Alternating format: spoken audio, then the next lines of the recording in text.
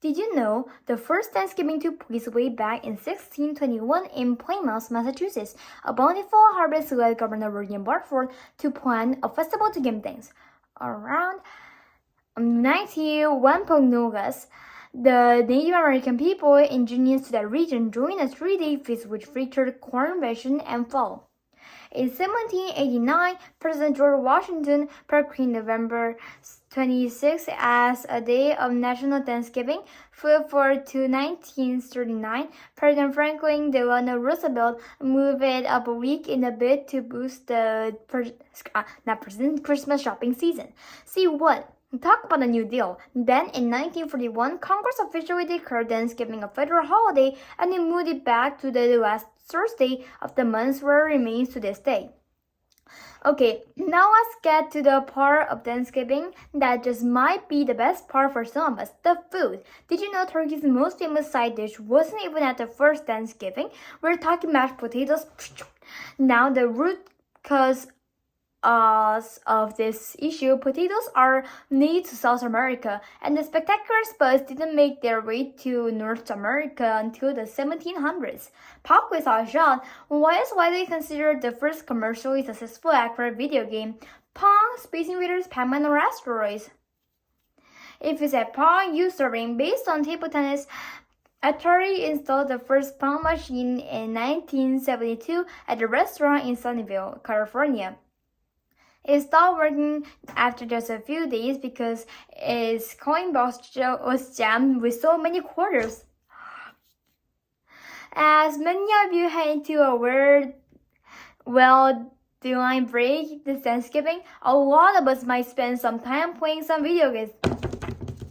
Maybe on our phone, computer, or gaming console. Beep. Well, check this out. A new study out of Hong Kong shows that spending too much time being gaming as a cause could have some serious consequences on our moods and the quality of sleep. So how is it too much? I caught up with a doctor, my friend, Dr. Sanjay Gupta, to help us understand and acquire some knowledge that might help us out. Check it out. Is gaming entirely bad? Are there any positives to playing games?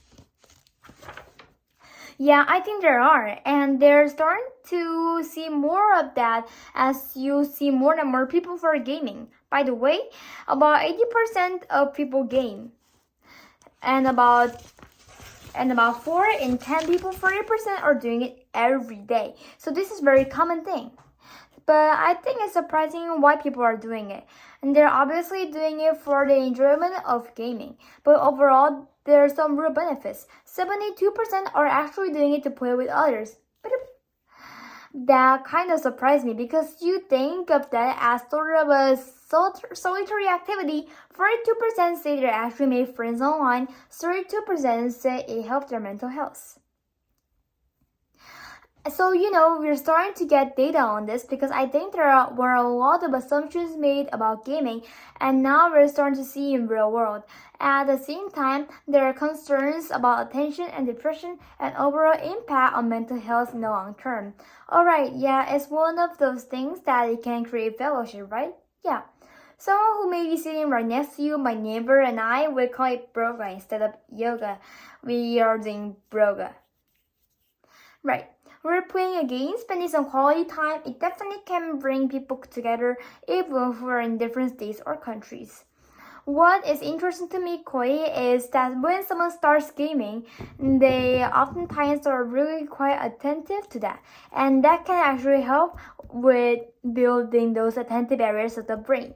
Interestingly, as you get better at the game, as you sort of go to default mode because you're so good at it, it can actually start to decrease attention. So 2 things can be happening in the brains throughout over time from gaming. First, maybe more positive, and then second, interestingly, as you get better at it, actually decrease activity in certain areas of the brain. Interesting.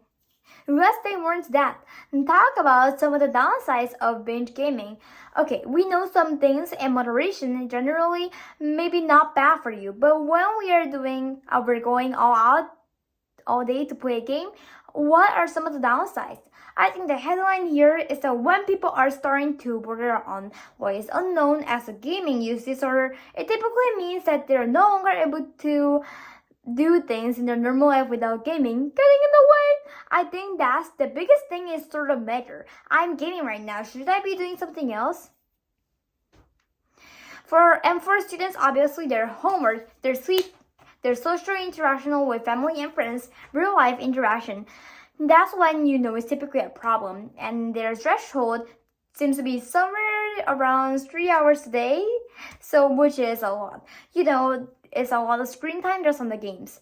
But once you get beyond that point, where you're starting to see interferes with activities of daily life, as it called that, when it becomes problematic. Sometimes I get in the same sort of feeling from a competitive aspect and the wanting to win as bad when I play the NFL. Yeah, right. It's kind of that saying that, pressure on performing and my teammates are relying on me. Can I get a good score for the team? So that's personally what I feel at times. I imagine that some of the same areas in your brain that were activating when you play football, obviously, it's a very physical game, but some of the same brain areas are probably activated in gaming.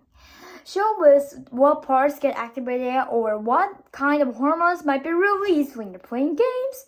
So there's all these different areas of the brain. The thing about gaming is that so many different areas are being activated. Pew, pew, pew. So first of all, just in general, this is the last part of your brain to develop, frontal lobes and prefrontal areas. And that's your judgment, and that's also inhibited. So in the beginning, you may have more inhibition because you're sort of figuring out the game. As you get better and better at it, your inhibition may start to slow down. Now, you need inhibition in life. So if you get too disinhibited, that could be problematic. You got cerebral cortex, which is near the back of the brain. You have spiritual areas, which is on the right side of the brain. But I think a big one quite is really sort of more at the base of the brain, which is your emotions, your amygdala. And these games can be very stimulating to that particular area of the brain. So again, in moderation, it appears to be a good balance between inhibition, emotional centers, and all the other things. Once you start to overcool it, and interestingly, when it becomes rote, that's when a lot of these areas sort of will decrease in activity instead of increasing.